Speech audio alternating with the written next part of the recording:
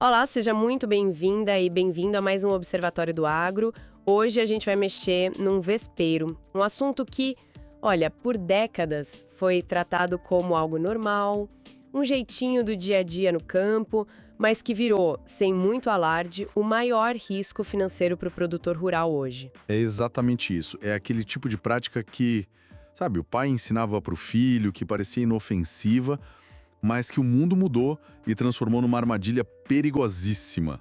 E para guiar a gente nessa análise, estamos com um material excelente, um artigo muito direto de Matheus Paloski, advogado especialista em agronegócio lá do escritório Amaral e Melo Advogados. E ele vai direto na ferida, o desvio de finalidade do crédito rural. Sabe aquela história? Pegar o dinheiro, que era para o custeio da soja, e usar para reformar a sede da fazenda, comprar umas cabeças de gado? Ou até cobrir um buraco em outra conta, né? Isso. O que era visto como um simples manejo de caixa virou um problema com consequências que podem, sim, levar um produtor à falência. Não é nenhum exagero. Tanto não é que o Paloski abre o artigo com uma frase que já dá o tom da nossa conversa. Ele diz, e eu cito, "Quem ainda opera com a mentalidade antiga está sentado em uma bomba relógio." Então, nosso trabalho hoje é entender essa bomba. Como é que algo tão comum virou esse perigo todo? O artigo começa falando do passado, de como era a fiscalização antigamente. Pois é, e a diferença é gritante. Antigamente, a fiscalização era física. O fiscal do banco tinha que pegar o carro e ir até a fazenda. Ah, claro. Era um processo caro, lento e, principalmente, feito por amostragem. A chance de a sua fazenda ser escolhida para visita era muito pequena. Era mais fácil de passar batido, digamos assim. Exato. E mesmo que ele fosse, a checagem era mais visual, mais superficial. O que mudou foi só a vontade dos bancos de fiscalizar mais? Não foi a vontade, foi a obrigação. O que aconteceu foi uma revolução tecnológica silenciosa imposta pelo Banco Central. Hoje, o Manual de Crédito Rural, o MCR, obriga todos os bancos a usar tecnologia de ponta para fiscalizar a aplicação do dinheiro. Então não é mais uma opção do gerente. De jeito nenhum. É uma regra do jogo. E o sistema faz isso automaticamente. Então a porteira se fechou por causa da tecnologia? E que tecnologia é essa? O artigo do Matheus Paloski detalha essas ferramentas. Detalha. E são ferramentas muito poderosas. Pensa num tripé.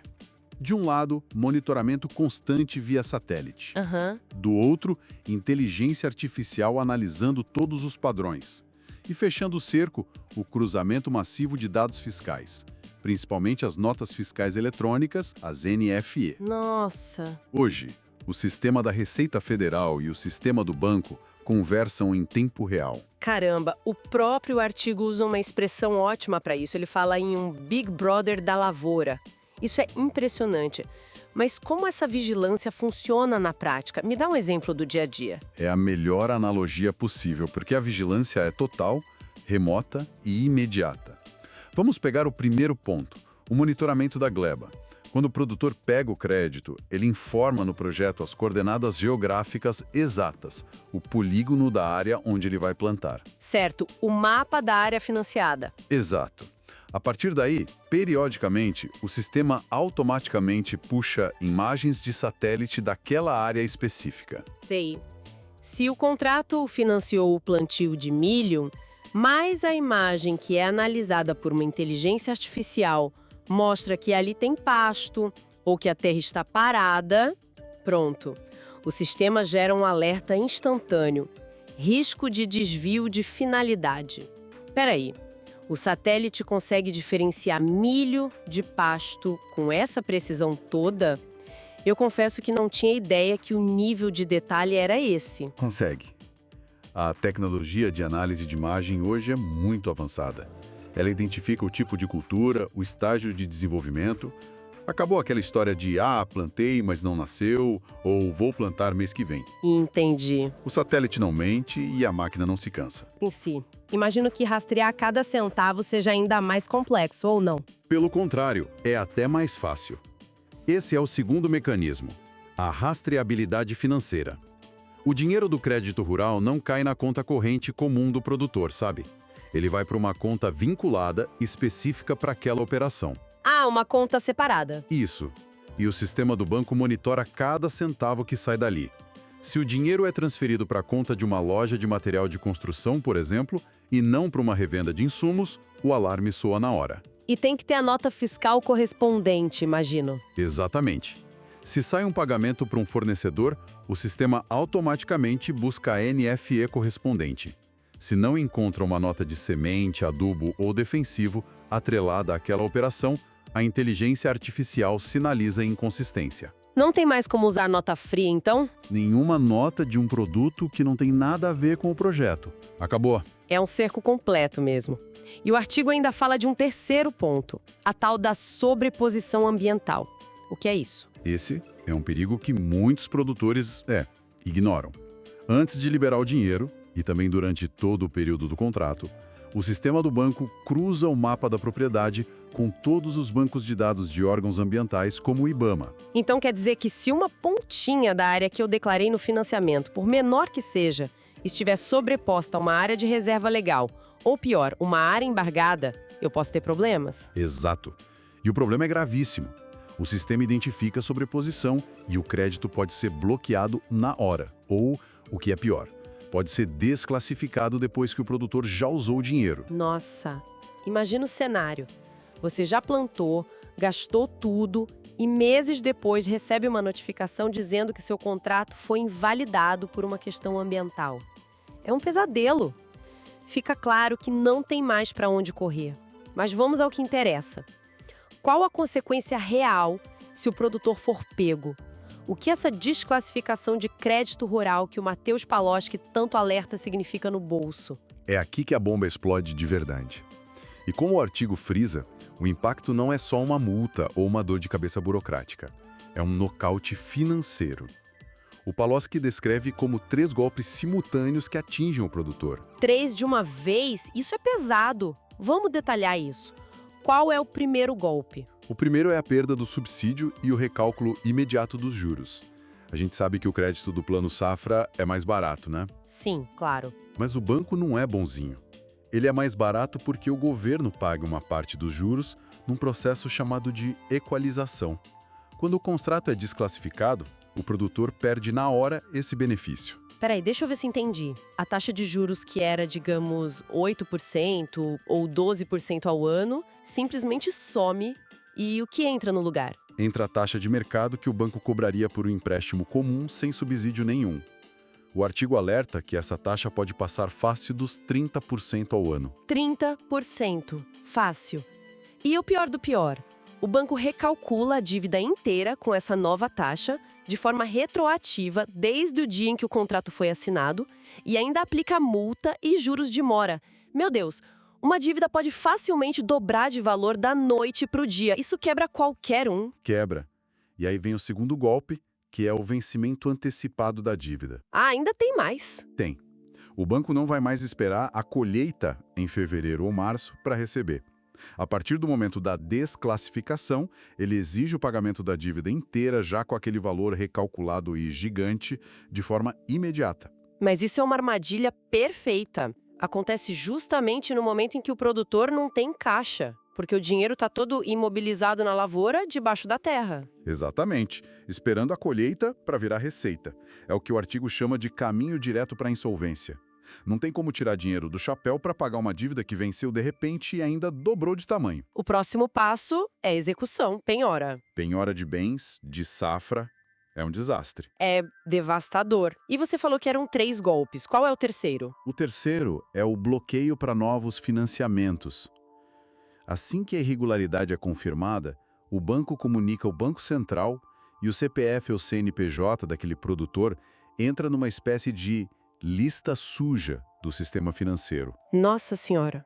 Com isso, ele fica impedido de contratar qualquer novo crédito rural subsidiado em qualquer banco do país até resolver toda a pendência. O artigo chama de travamento total da operação. Ou seja, além de quebrar na safra atual, ele fica de mãos atadas sem conseguir o recurso para plantar na safra seguinte. É o fim da linha, basicamente. É o fim da linha.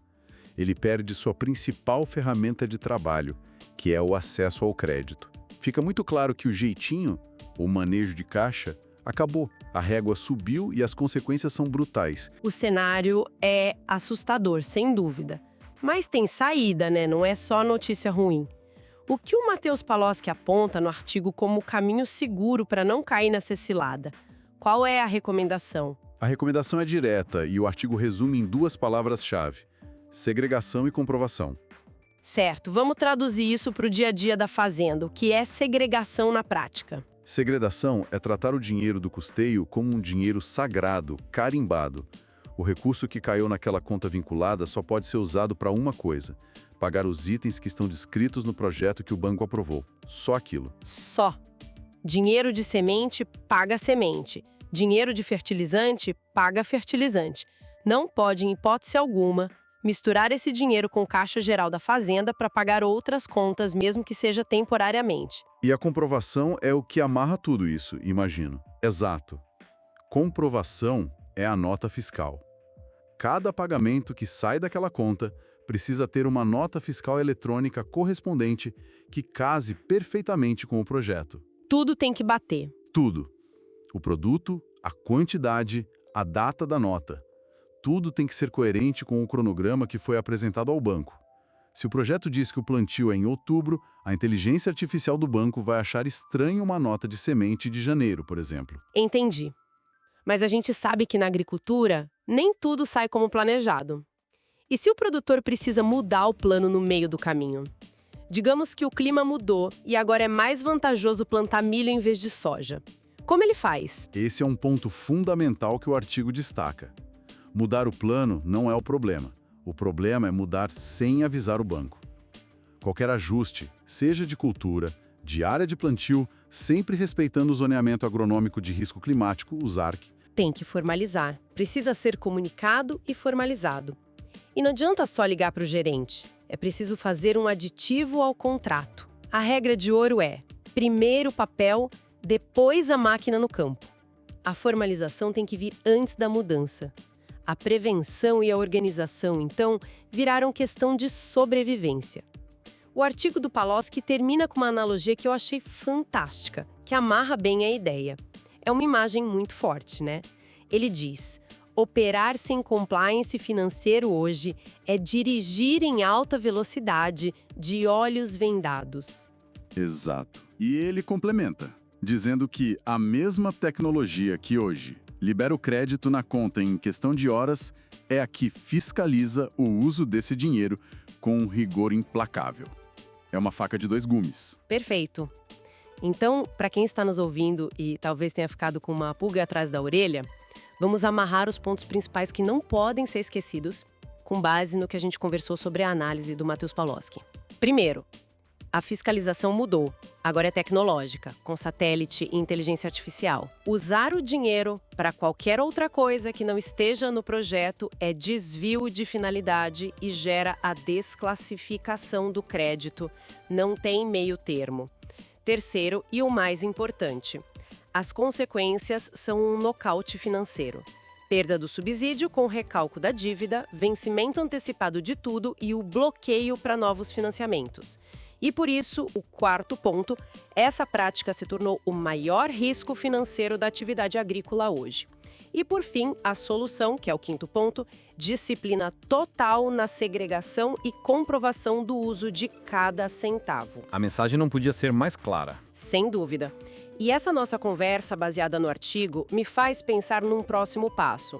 Hoje, como vimos, a tecnologia fiscaliza onde e com o que o dinheiro é gasto. Mas com o avanço desses sistemas, será que o próximo passo não será cruzar tudo isso com a produtividade real daquela área? Como assim? Analisar se o dinheiro foi bem gasto. Exatamente. Imagina um futuro próximo em que o sistema do banco não só verifica se você comprou o adubo certo, mas cruza essa informação com a produtividade da sua lavoura, que ele mede por satélite e compara com a média da sua região. Nossa! O compliance deixaria de ser uma simples checagem de nota fiscal para se tornar uma análise de eficiência do capital. O produtor teria que provar não só que usou o dinheiro corretamente, mas que usou de forma eficiente. Isso muda o jogo completamente. Deixa de ser fiscalização para virar uma auditoria de eficiência. É uma ótima provocação para a gente ficar de olho. A era do compliance no agro não só veio para ficar, como parece que está só começando. Quero agradecer a você que acompanhou mais este Observatório do Agro.